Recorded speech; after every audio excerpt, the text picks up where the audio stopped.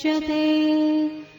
पूर्णस्य पूर्णमादाय पूर्णमेवावशिष्यते। ॐ शान्ति शान्ति शान्तिः।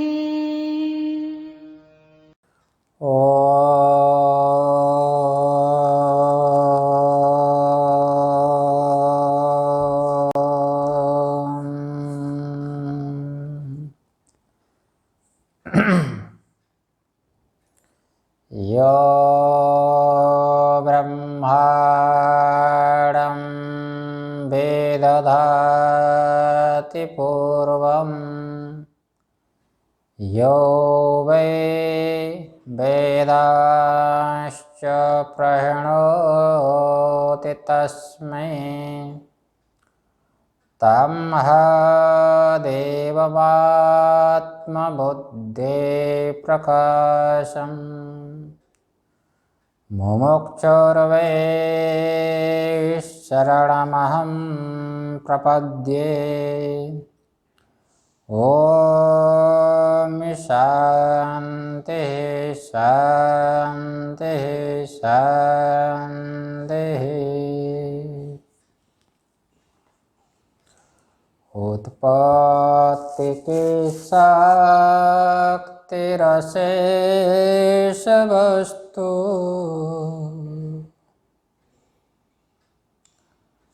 प्रकाशने कार्यवशेन यस्याः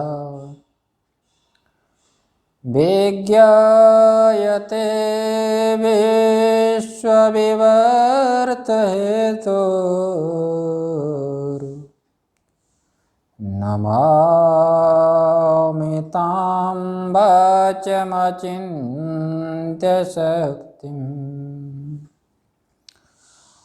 भक्तारमासाद्ययमेव नित्या सरस्वती स्वार्थसमं नितासीत्। निरास्तदुस्तारककलङ्कपङ्का नमामि तं शङ्करमर्चिताङ्घ्रिम्। सर्वमङ्गलमङ्गल्ये शिवे सर्वार्थसाधिके शरण्ये त्र्यम्बके गौरी नारायणि नमोऽस्तुते। नारायणि नमोऽस्तुते।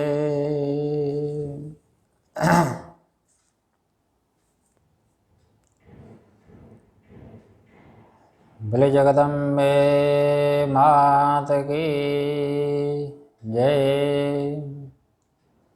सद्गुरुदेव भगवान की जय। सब संतों की।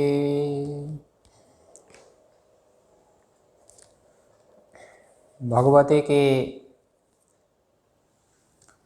असीम कृपा से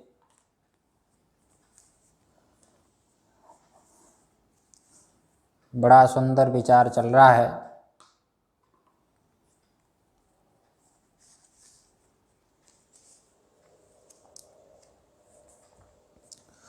त्रिपुरा सुंदरी त्रिपुरा रहस्य नामक ग्रंथ में, जो कि इस ग्रंथ है ज्ञान कांड द्वितीय अध्याय में, उस भगवती की आराधना हम कैसे करें जिसकी आराधना किए बिना, भगवती का बल प्राप्त किए बिना आप इस परमार्थ मार्ग में अपने पुरुषार्थ को आप प्राप्त नहीं कर सकते।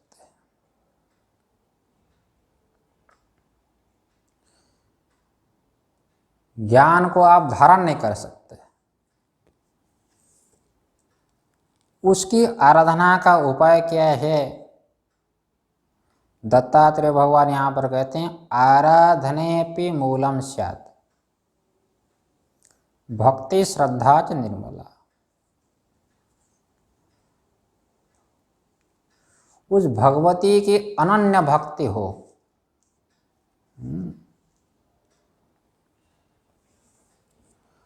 उत्कृष्ट भक्ति हो,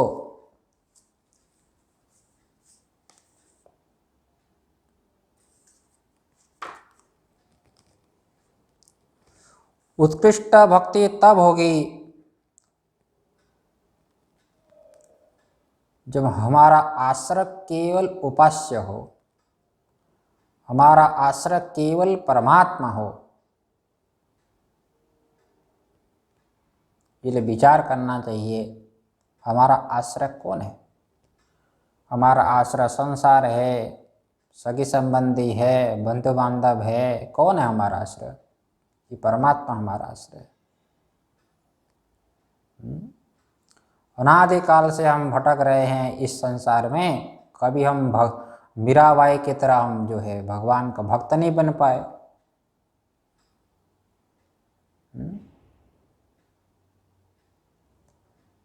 नाराज जी की तरह भगवान का भक्त नहीं बन पाए।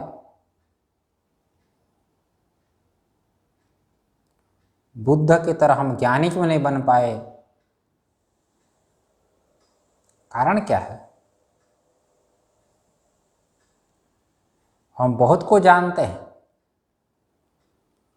लेकिन जितना जानते हैं हम, हमारी बुद्धि उसको स्वीकार क्यों नहीं कर पाती है?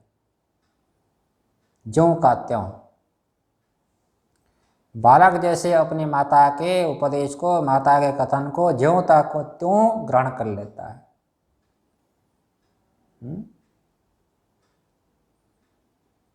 तो देखा जाए तो सबसे हमारे बड़ी हितैषी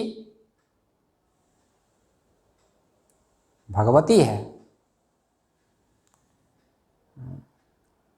शास्त्र है।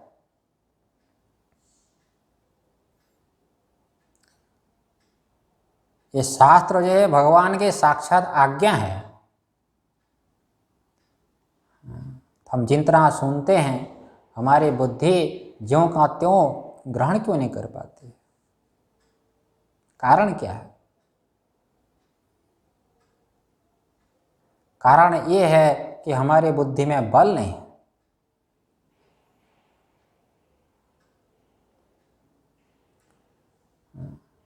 ज्ञान को धारण करने का बल, ज्ञान को पचाने की सामर्थ्य नहीं है, क्योंकि हमने भगवान का जो है भजन नहीं किया, आत्मबल प्राप्त नहीं किया।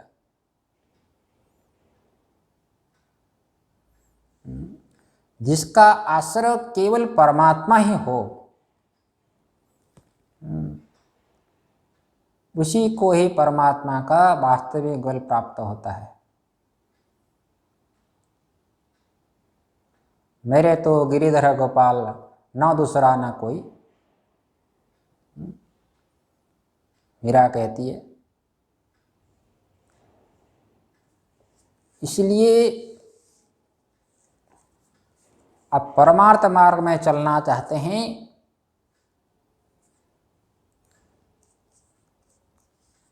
तो भगवान को आश्रय लेकर के आप चल सकते हैं। विचार करके देख लो, जब से ये शरीर का जन्म हुआ, शरीर में हमने धारण किया, तब से हम लड़ ही रहे। भगवान ने एक शर्त रखा, ये अर्जुन तुमको लड़ना ही तो है जीवन भर, सुबह से शाम तक लड़ ही रहे हैं।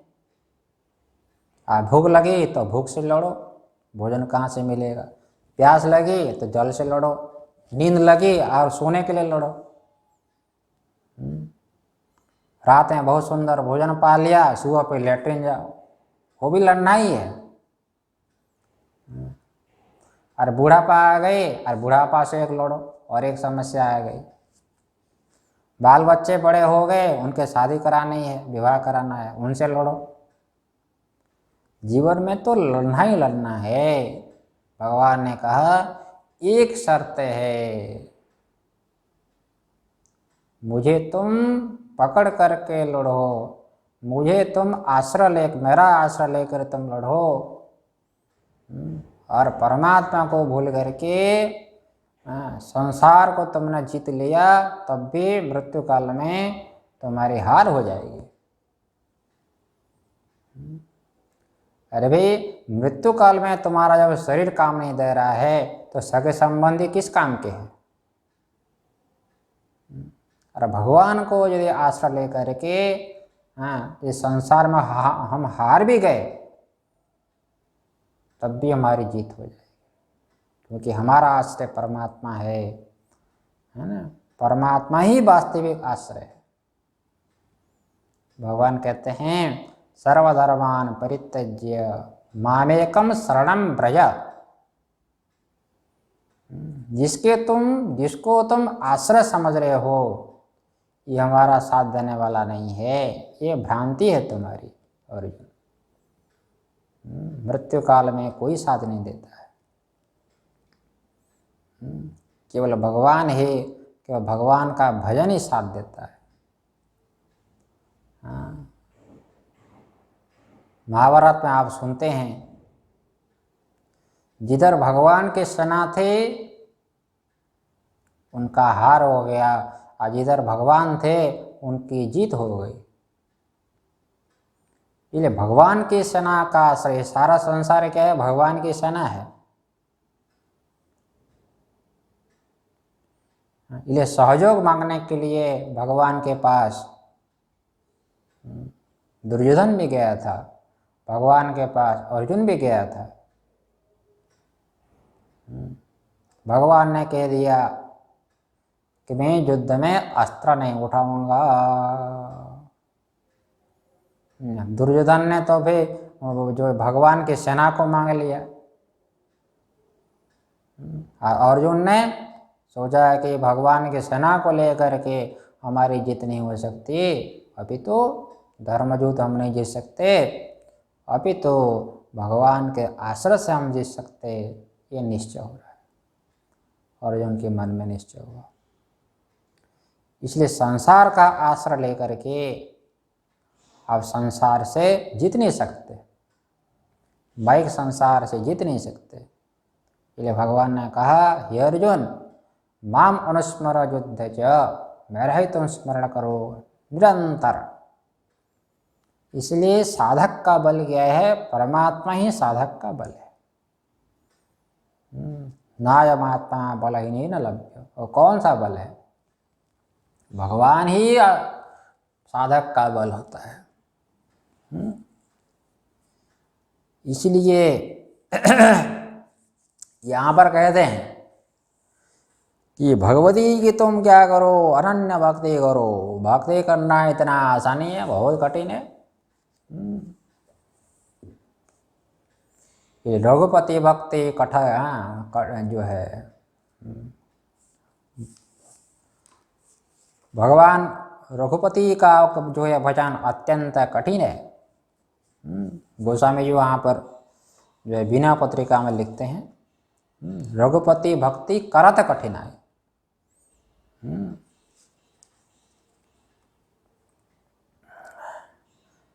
तो कल के प्रसंग में हमने बताया कि जो अनन्य भक्ति को प्राप्त कर लेता है, किसी प्रकार का द्वेष नहीं रहता है, सारा संसार को इष्ट मानता है, और मैं भगवान की भक्ति करता हूँ ये भी भूल जाता है। द्वैत नहीं रहता है। वही उत्कृष्ट भक्ति का फल है। तत् विष्णु हो परमं पदम, कठोपनिषद कहती है। तो व्यापक रूपी जो पद है वही भक्ति का श्रेष्ठ फल है, वही भक्ति का वास्तविक फल है। मुक्ति ही वास्तविक फल है भक्ति का। ऐसे भगवान के अनन्य भक्ति में जो संपन्न है, कल मैंने बताया वो समस्त गुणों से रहित हो जाता है। निस्त्रे गुण्ये पति विचरताम को विधि को निषेध। ना वहाँ पर कोई विधि है, ना कोई निषेध, ना पाप है, ना कोई पुण्य है। सबसे ऊपर हो गया, पाप पुण्य से रहित हो गया। उसी के लिए कोई मर्यादा नहीं है, शास्त्र की मर्यादा। शास्त्र ऐसे भक्त को बांध नहीं सकता अपने नियम से। आप लोग जानते हैं रामायण में सबरी ने भगवान को झूठे बेर खिला दिया, झूठे फल खिला दिया। उनको कौन सा पाप हुआ है बताओ? इसलिए भक्ति में एक विलक्षण भाव होता है। ऐसे भाव में शुद्धि अशुद्धि का ज्ञान नहीं रहता है। ये भाव ऐसी पवित्र वस्तु है, ना वहाँ पर झूठा नाम की कोई चीज़ होती है, शुद्धि अशुद्धि की कोई चीज़ नहीं होती है। ये भक्ति अमृत स्वरूपा, अमृत स्वरूप, शुद्ध स्वरूप, नित्य शुद्ध स्वरूप।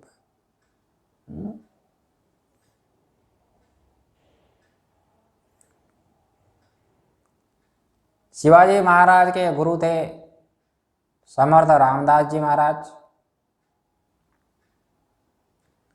वो भोजन के बाद में जो है पान खाया करते थे। पान खाया करते थे भोजन के पश्चात पान खाने का अभ्यास था। वृद्धावस्था में दांत गिर जाता है, पहले आप लोगों का भी दांत गिरेगा, ये तो होना ही होना है। और समर्थ रामदास महाराज के जब दांत गिर गए तो पान खाया करते थे। वो पान में चूना रहता है ना, चूना, और चूना से जो है मुंह कटता था, बड़ी पीड़ा होती थी। हाँ, इसलिए वो पान को क्या करते थे, वो कूटते थे वो खलबट्टे में। हाँ, खलबट्टे में कुटवा करके लेते थे और मुंह में डाल देते तो जो चूने से कट जाता था। ऐसी उनकी समस्या को देख करके उनका एक समर्थ रामदास महाराज जी के उनका एक सेवक था, उसने क्या किया, पहले अपने मुंह में चबाता था। आप विचार करके देख लो भक्ति क्या होती है। उत्कृष्ट भक्ति की सीमा कहाँ तक है। वो समर्थ रामदास महाराज जी के सेवक थे, ब्रह्मचारी।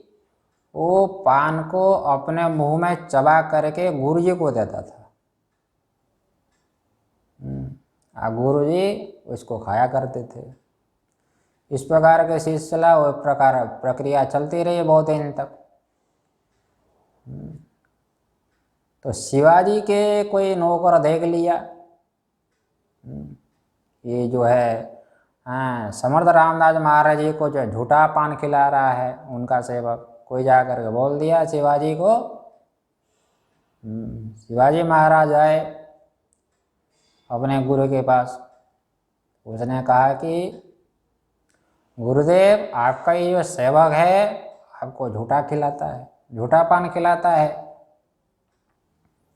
महाराज जी ने कहा ऐसा कैसे हो सकता है? हाँ, शिष्य अपने गुरु को झूठा खिलावे, ये हो ही नहीं सकता। तो शिवाजी महाराज ने कहा नहीं, हमारे सेवक लोग देखे हैं, बात सत्य है। तो समर्थ रामदास जी महाराज शिवाजी के सामने बुलाए उनको, अपने सेवक को। हाँ, उसने पूछा तुम ऐसा करते हो? तो उसने कहा कि हाँ, उससे पूछे गुरुजी तुम खलबट्टे में जो है वो कूट कर लाते हो ना मेरे पास? हाँ गुरुदेव, खलबट्टे में मैं कूट करके लाता हूँ। उसने कहा कि जाओ वो खलबट्टे को जो है लाकर लेकर आओ मेरे पास। उनके शिष्य वो गया और चाकू से अपने जबड़े को ही उखाड़ करके ला करके दे दिया। और बेहोश गिर गया। वो बेहोश होकर के गुरु जी के चरणों में गिर गया और लहूलुहान हो गया। समर्थ रामदास जी महाराज बोलते हैं कि शिवाजी ये देखो, यही है भक्ति। उनकी कृपा दृष्टि उनके ऊपर पड़ी। समर्थ महाराज जी कहते हैं, रामदास जी महाराज देखो शिवाजी, जिसने अपने मुख को ही खलवट्टा बना लिया, उनको कौन सा पाप होगा? उनको कौन सी तुम सजा दोगे? सजा के लिए कौन सा नियम है तुम्हारा? ये होती है भक्ति। अनन्य जब भक्ति हो जाती है साधक की, ना उनको शुद्धि का ज्ञान रहता है, ना उनको अशुद्धि का ज्ञान होता है। मैं आपको ऐसा करने के लिए नहीं कह रहा हूं कि भक्ति कहाँ तक उसकी सीमा है, भक्ति की पराकाष्ठा क्या है। भक्ति की पराकाष्ठा में पहुंच जाने पर ना शास्त्र की कोई मर्यादा होती है, ना कोई विधि है, ना कोई निषेध है। निस्त्रे गुण्ये पथि विचरताम, को विधि को निषेधा। ये अनन्य भक्ति होती है। इसलिए उस प्रकार अनन्य भक्ति यदि ना हो तो कभी कभी अभिमान भी आ जाता है।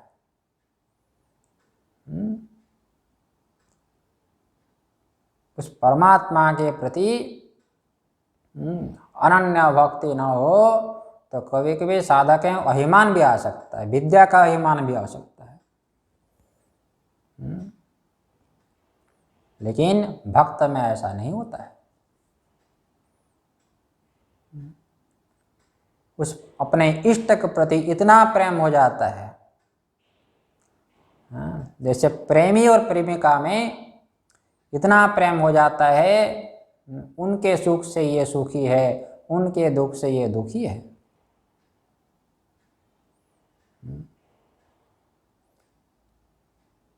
एक प्रेमिका भी अपने प्रेमी को डांट देता है, फटकार लगा देती है, क्योंकि वहां पर प्रेम है, अनन्य प्रेम है।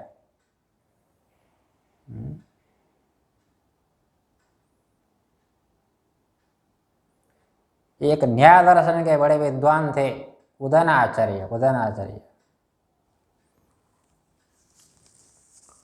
केवल विद्वान नहीं थे, भगवान के बहुत बड़े भक्त हुए। एक बार उनको भगवान के प्रति वो जो है क्रोध हो गया, भगवान को डांट दिया उसने।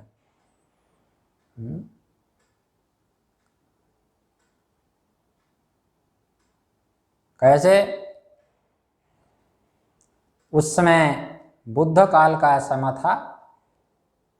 बुद्ध के अनुयायी वेद की वेद का खंडन करने लगे, ना कोई वेद प्रमाण है, ना कोई ईश्वर है। सर्वम शून्यम शून्यम, सर्वम क्षणिकम क्षणिकम, ये सिद्धांत था। पूरे भारतवर्ष का पूरे विश्व में बुद्ध का संप्रदाय फैलने लगा, वेद का खंडन होने लगा, सनातन परंपरा खंडित होने लगी, लुप्त होने लगी। ऐसे तो लुप्त कभी नहीं हो सकती हमारी सनातन परंपरा, कभी नहीं हो सकते। अनादि काल से चली आ रही है, आगे भी चलेगी।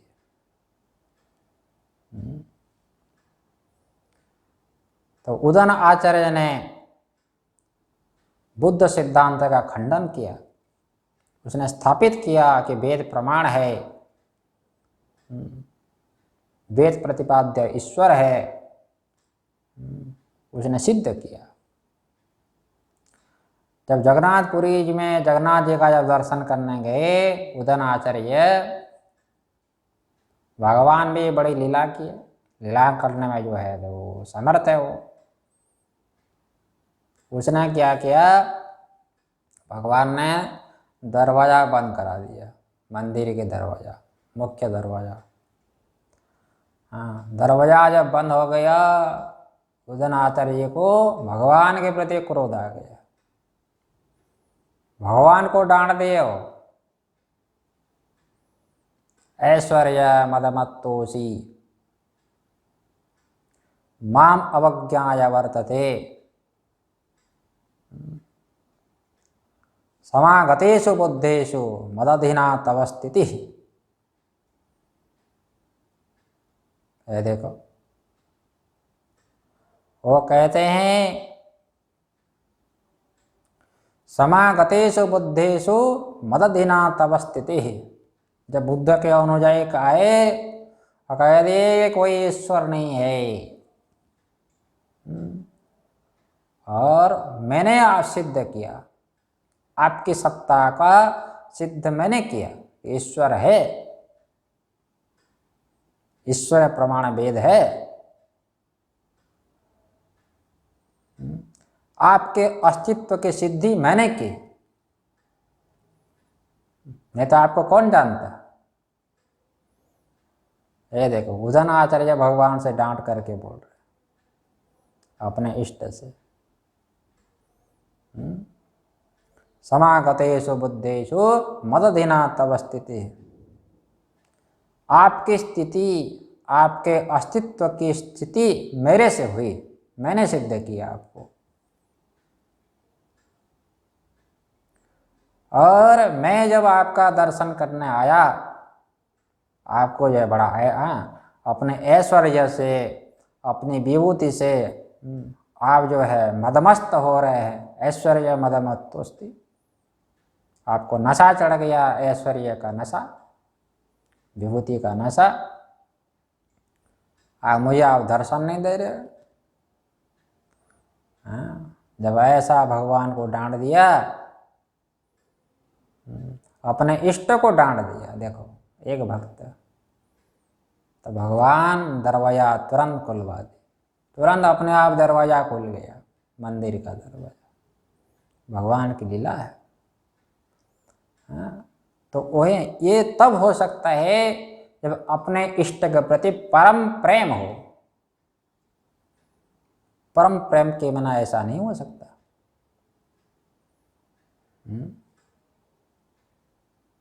ये भक्ति की पराकाष्ठा होती है।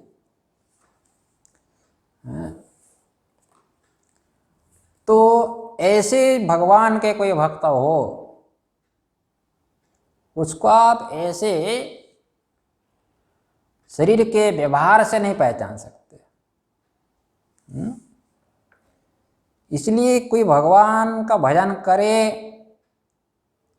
भजन करता है कि भजन नहीं करता है,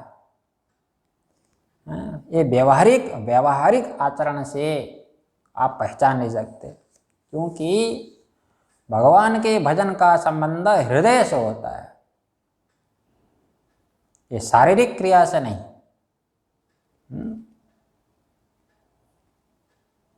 एक महाराज जी सुना रहे थे, ऋषिकेश कैलाश आश्रम के पहले जो मंडलेश्वर थे, स्वामी चैतन्य गिरी महाराज,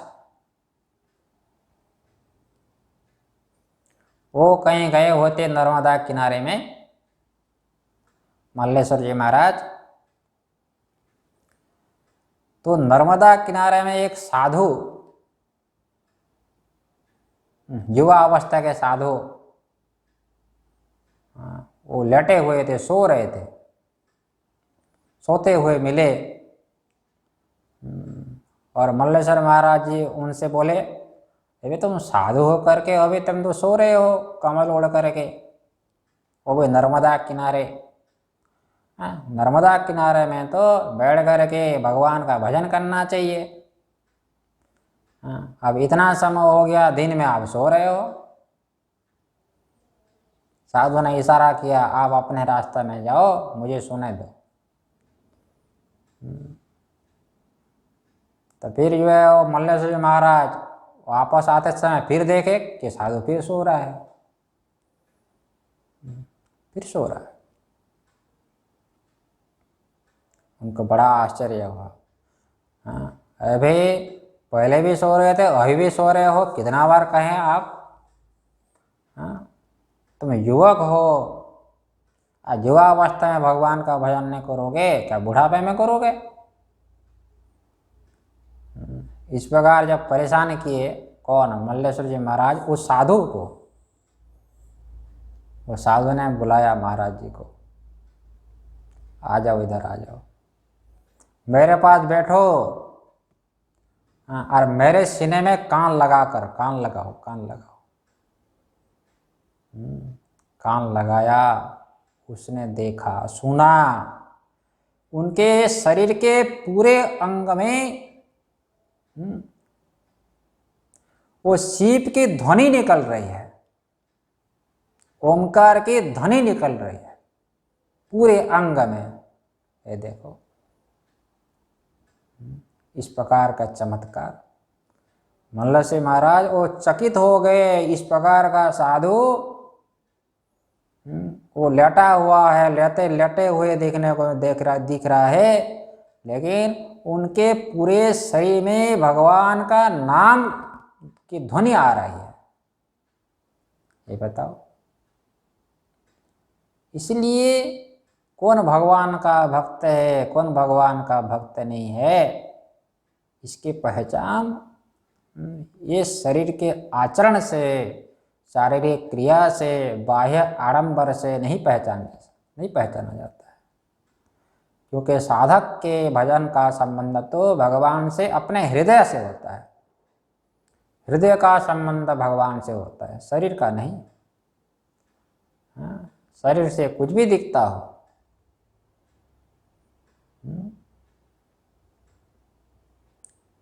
ये है भक्ति है। इसलिए यहाँ पर कह रहे हैं कि भगवान, उस भगवती जो इष्ट है उसकी आराधना करनी हो तो सबसे पहले क्या चाहिए? भक्ति, अनन्य भक्ति। वही हमारा परम आश्रय है। संसार हमारा परम आश्रय नहीं है।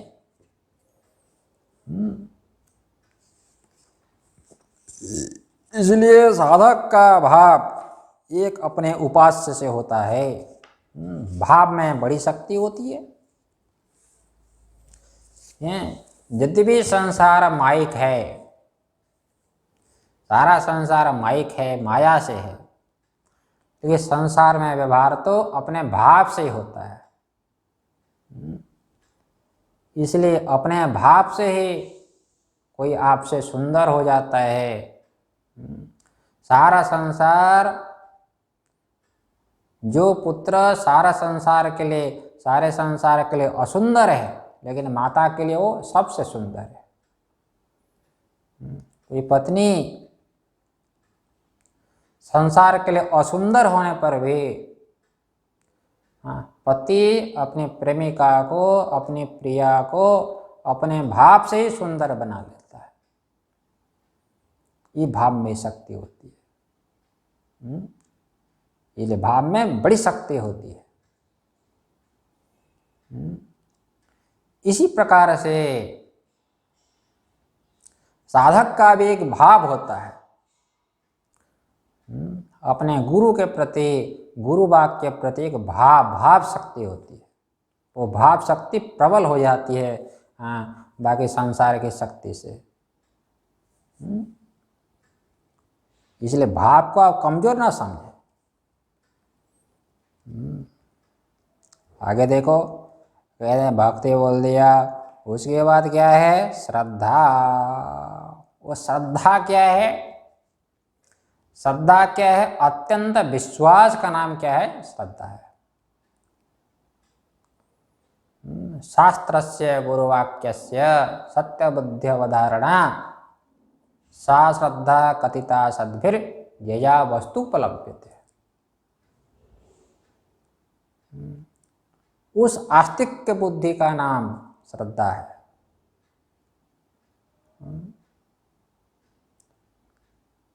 जिस आस्तिक बुद्धि से शास्त्र के प्रति, गुरु वाक्य के प्रति किसी प्रकार की शंका न रहे। और महापुरुष लोग कहते हैं उस प्रकार की श्रद्धा हो जाए तो उनका कल्याण तो अवश्य संभावी है। या वस्तु उपलब्धते, इस आस्तिक बुद्धि से जो आत्मरूपी जो वस्तु है, पारमार्थिक जो वस्तु है, उसकी प्राप्ति हो जाती है। ये श्रद्धा है।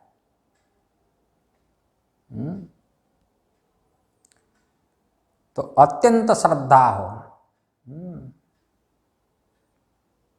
अपने जीवन में लक्ष्य को प्राप्त करने के लिए तत्परता हो, इसलिए तत्पर संयते इंद्रिय।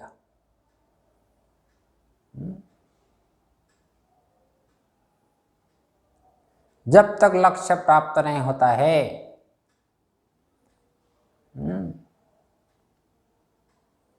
तब तक ये तत्परता अपने लक्ष्य को प्राप्त करने के लिए बनी रहनी चाहिए। निरंतर प्रयास में कभी भी कमी न हो।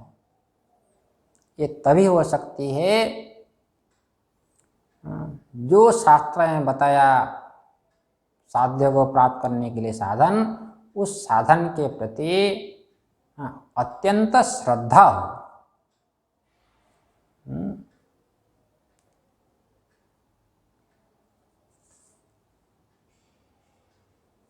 यदा वै श्रद्धते अथ मनुते, छांदोग्य उपनिषद कहते हैं जब अत्यंत श्रद्धा होती है तब जाकर के वो मनन करता है।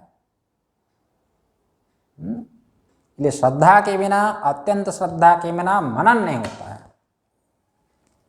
यदा वै श्रद्धाति अथ मनुते, नासद्दध मनुते, श्रद्धा जब तक नहीं होती है साधन का चिंतन नहीं करता है, साधन में प्रवृत्त नहीं होता है। इसलिए श्रद्धत एव मनुते, इसलिए श्रद्धा तो एव विजिज्ञासितव्यम। सनत कुमार भगवान नारद जी से सुनाते हैं, श्रद्धा की जिज्ञासा करो, श्रद्धा के स्वरूप को जानो। ये श्रद्धा का स्वरूप बता दिया आप लोगों को। जैसे आप दृष्टांत तो सुने हैं, पहले कभी सुनाया था आप लोगों को। ये समुंदर किनारे कोई पक्षी थी, तितिर पक्षी, कोई पक्षी थी, उसने अंडे दे रखी थी, अंडे दे रखी थी। और समुद्र का तरंग आया, उस अंडे को उठाकर ले लिया अपने गोद में। और वो जो तितर, वो पक्षी थी, उसने प्रयास किया। क्या प्रयास किया? वो समुद्र को सुखाने के लिए वो प्रतिज्ञा कर लिया, एक एक बूंद, वो भी किससे? अपने चोंच से, कि अपने जीवन में साधन के प्रति हमारी कैसी श्रद्धा, कैसी तत्परता हो।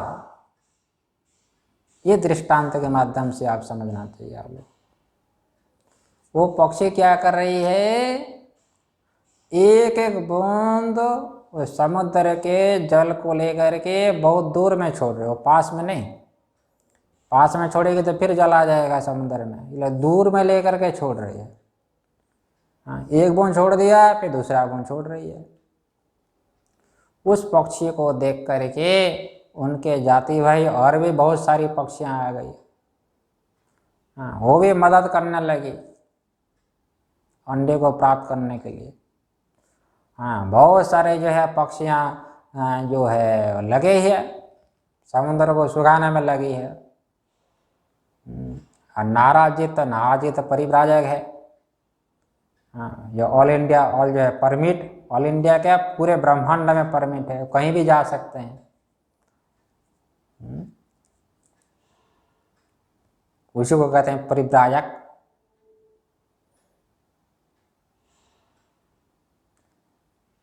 इसलिए पुत्र कलत्रादिकम रुदंतम परितः भ्रजति असो परिव्राट, उसको बोलते हैं परिव्राट।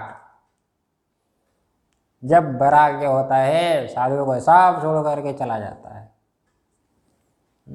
यही परिव्राट है। तब परिव्राजक थे नारद जी और संत थे। संत हृदय नवनीत समाना, जीवों के दुख देख करके वो पिघल जाता है संत का हृदय। जैसे नया मक्खन अग्नि के ताप के संपर्क से वो पिघल जाता है, इसी प्रकार संत का हृदय भी दूसरे के दुख को देख करके पिघल जाता है।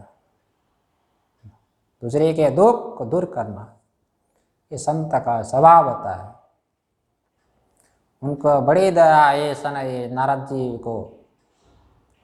उसने देखा, अरे भी क्या कर रहे हो पक्षी, बताओ। तो पक्षी ने कहा कि नारद जी आप अपने रास्ते में जाओ, आप हमको अपना काम करने दीजिए। बताओ तो क्या है, क्या बात है, क्यों आप इसमें लगी है। पक्षी ने कहा कि नारद जी, हाँ, इस पक्षी के अंडे को समुद्र ने ले लिया, हाँ, इसलिए हम सुखाने में लगे हैं। बड़ा आश्चर्य है। हाँ, नारद जी पूछते हैं, हाँ, ये कब सूखेगा समंदर। हाँ, ये लगे हो, ये समुद्र कब सूखेगा और अंडे आपको, ये तुम्हारा अंडे कब मिलेंगे। हाँ, पक्षी ने कहा कि नारद जी, हाँ, आप है तो बुद्धिमान, ब्रह्मा जी के पुत्र है, हाँ, फिर भी आपसे हम ज़्यादा बुद्धिमान हैं। कैसे। उसने कहा कि देखो, एक एक बूंद ले रहे हैं, तो एक बूंद लिया तो एक बूंद कम हुआ कि नहीं हुआ। हाँ, हुआ। इसी प्रकार कभी ना कभी जो है वो समुद्र सूख जाएगा, हमारे अंडे मिल जाएंगे, इसलिए आप अपने रास्ते में जाओ। इस प्रकार दुख को देख करके, इस प्रकार प्रयास को देख करके नारद जी उनके मन में दया भाव आ गया। भाई कुछ करना चाहिए, इनका दुख दूर होना चाहिए, कुछ उपाय जरूर करना चाहिए। नारद जी पहुँच गए विष्णु लोक में। नारद जी विष्णु लोक में पहुँच गए, वहाँ पर जो गरुड़ जी थे, गरुड़ जी भगवान के जो है वाहन है, पक्षियों का राजा है। उसने कहा नारद जी ने, क्या गरुड़ तुम यहाँ पर मौज में हो, खाने पीने में लगे हो, बढ़िया बढ़िया जो है भगवान के पास हो, तुमको कोई चिंता ही नहीं है। क्यों, क्या हो गया। देखो तुम्हारे जाति भाई लोग कितने सब दुखी है, सब क्या स्थिति है, तुमको पता ही नहीं, तुम पक्षियों का राजा केवल हो। जब जाति भाई का नाम लिया तो उनको बड़ा क्रोध आ गया। इसलिए जब जाति का नाम लेंगे ना, हाँ, जाति के विरुद्ध में कुछ बोल दो किसी को, भाषा के विरुद्ध में बोल दो तुम्हारी भाषा ठीक नहीं है, देश के विरुद्ध में कुछ बोल दो, आदमी को क्रोध आ जाता है। तब नारद जी जो है क्रोध दिला दिए गरुड़ को। हाँ, तुम जो मौज में हो और तुम्हारे जाति भाई लोग बहुत परेशान में है। हाँ, जब गरुड़ जी को पता लगा तो उनको बड़ा क्रोध आया, अभी ठीक करता हूँ समंदर को। जब गरुड़ आया तो एक पंख मारा समंदर को, कई जोजान तो सूख गया। हाँ, समंदर घबरा गया, हाथ जोड़कर कहा कि माफ करिए मुझे। हाँ, तो गरुड़ ने कहा तुम अंडे लिए हो इसके, वापस करो। देखो अंडे वापस हो गए, मिल गया अंडे। देखो, तो कहना क्या है, इस प्रकार अपने लक्ष्य में, हाँ, साधक की तत्परता होनी चाहिए। इसलिए श्रद्धा पूर्वक अपने साधन के प्रति तत्परता हो जाए तो लक्ष्य अवश्य प्राप्त हो जाता है। तो यहाँ पर बता दिया श्रद्धा, ये श्रद्धा है। अच्छा, उसके बाद बोल दिया निर्मला, अत्यंत मल निर्मल हो। जब तक मन हमारा निर्मल ना हो, हैं, तो सच्ची भक्ति नहीं हो सकती।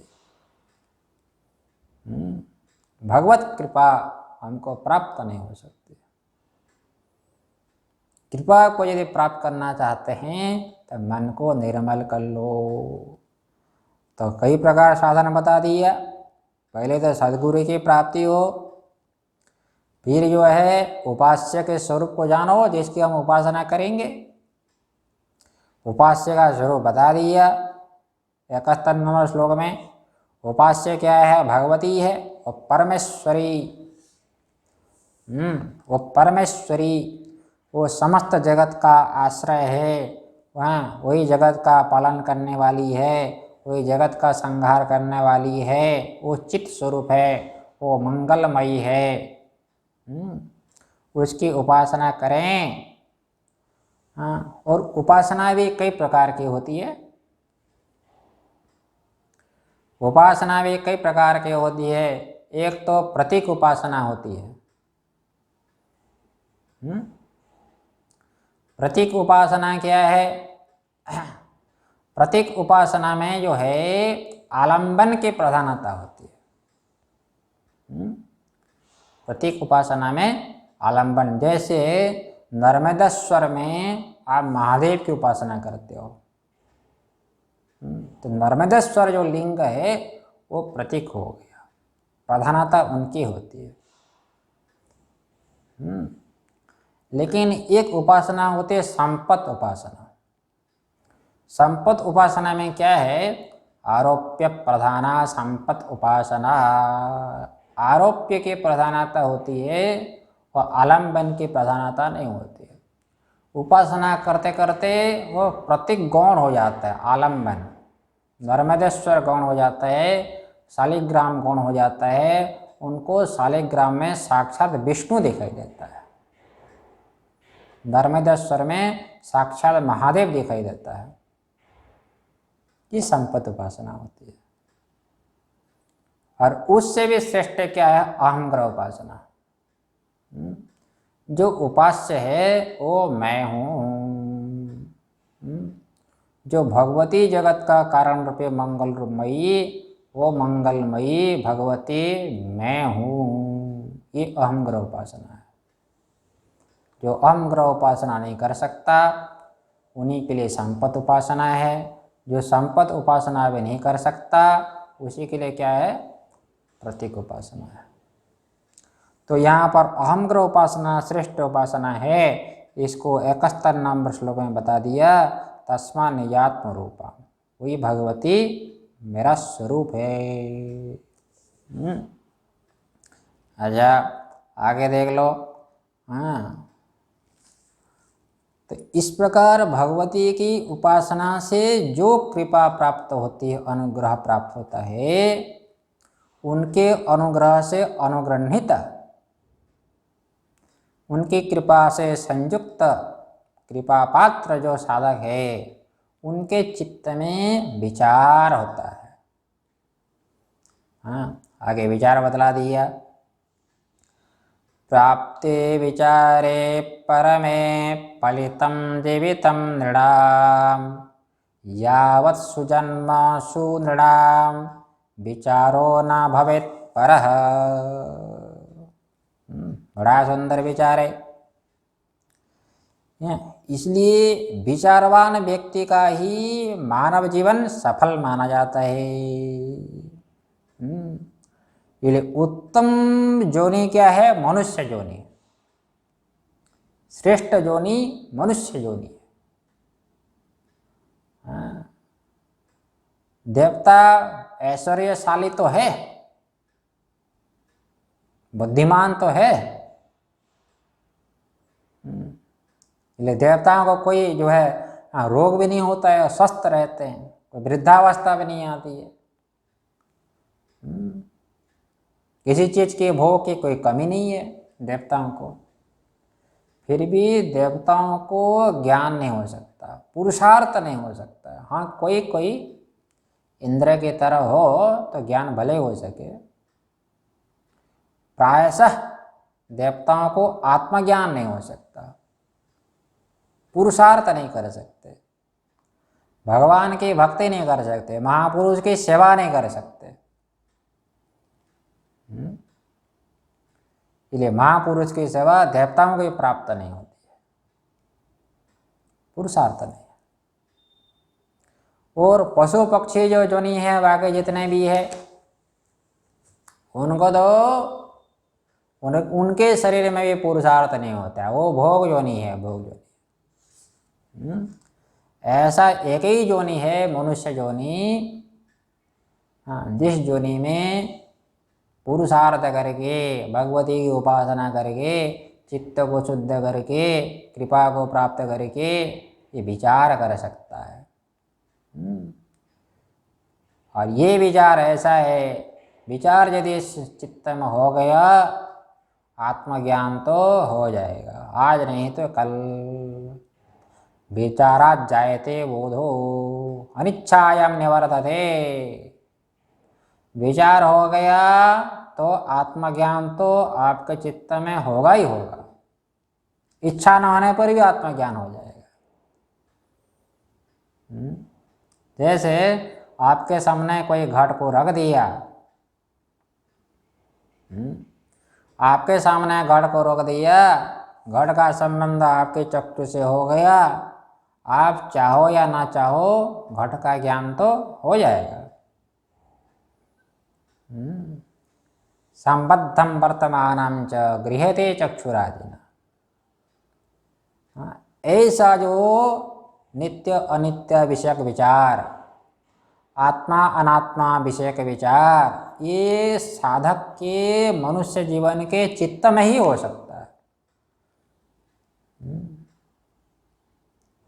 और बंधन भी, हाँ ऐसा है।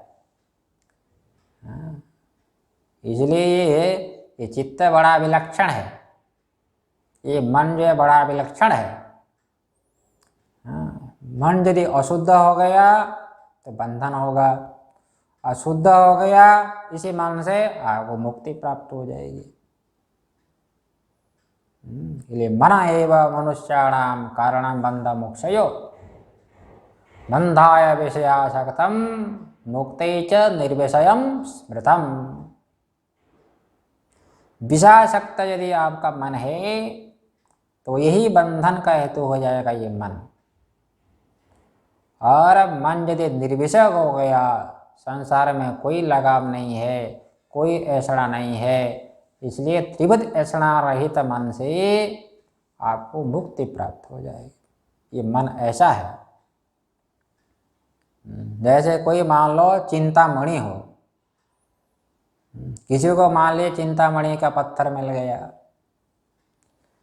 कोई लकड़हारा, लकड़ बोलते ना कहानी, लकड़हारा हो, और जंगल में गया, लकड़ी लाने के लिए, सूखी लकड़ी लाने के लिए, वो देखा एक पत्थर बहुत बड़ा सुंदर पत्थर है, बहुत बड़ा सुंदर पत्थर है, और मिल गया उनको। किसने बोला था एक चिंतामणि पत्थर होता है, जैसा संकल्प करोगे आपको फल भी इसी प्रकार प्राप्त हो जाएगा। हाँ, बहुत बड़ा जो पत्थर मिल गया, उनको स्मरण आया, अरे भाई यही चिंतामणि पत्थर तो नहीं है, जरा परीक्षण कर लूं। परीक्षण कर लूं तो उसने जो परीक्षण किया, क्या परीक्षण किया, हाँ जो है ऐसा परीक्षण किया कि जो है वो बैठे बैठे जो है परीक्षण किया। बैठे बैठे परीक्षण क्या किया, मुझे नींद आ जाए, बढ़िया मैं थका हुआ हूँ, निद्रा मुझे आ जाए, समझ में ना, और निद्रा आ गई, ठीक है ना, और निद्रा आ गई। फिर जो है उसने क्या सोचा, जो है हाँ सपना देखने लगा, सपना देखने लगा।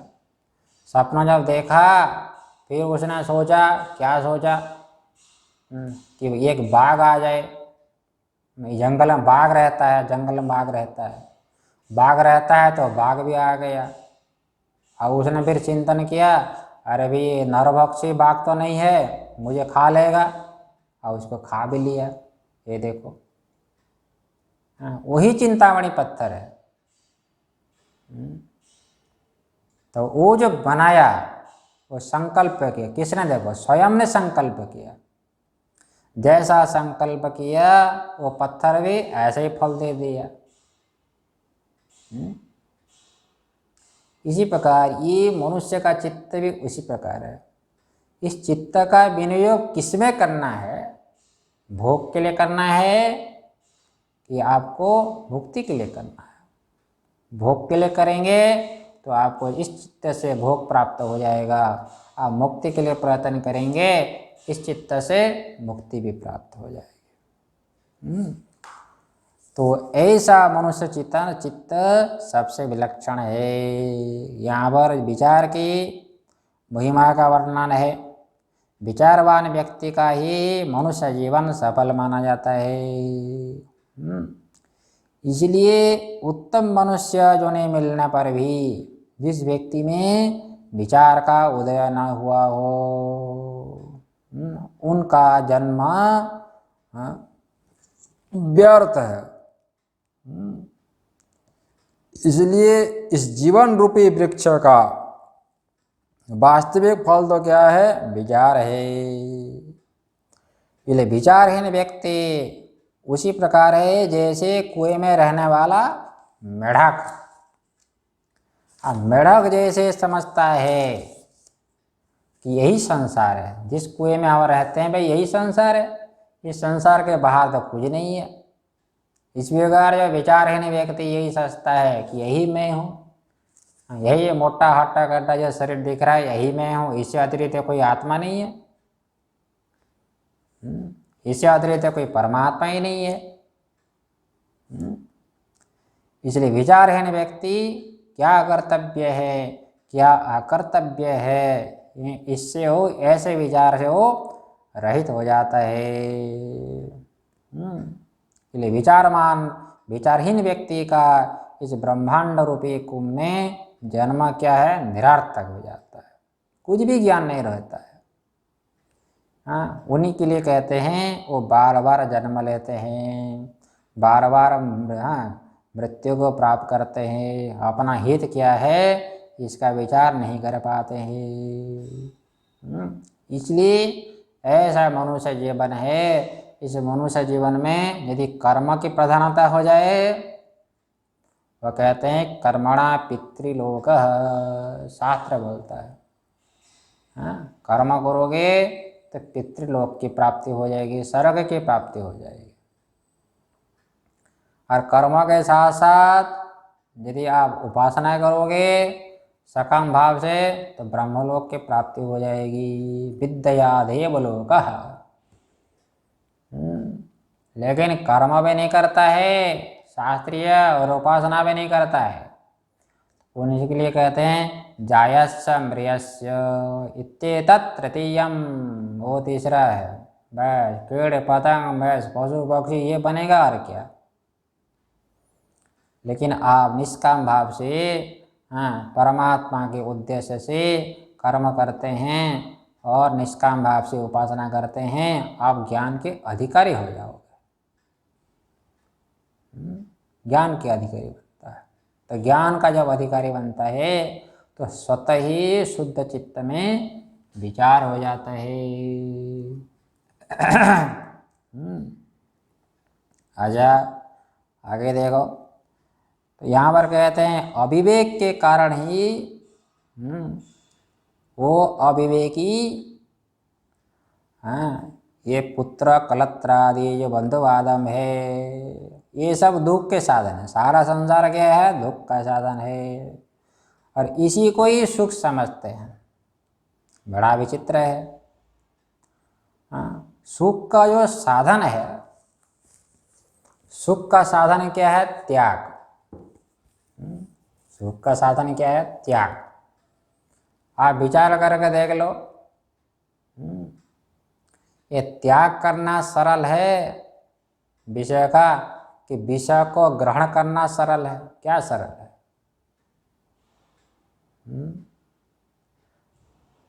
लेकिन माया ऐसी चीज है जो सरल है वो हमको कठिन दिखता है। हाँ, लेकिन जो कठिन है वो हमको सरल दिखता है, उल्टा हो जाता है। देखो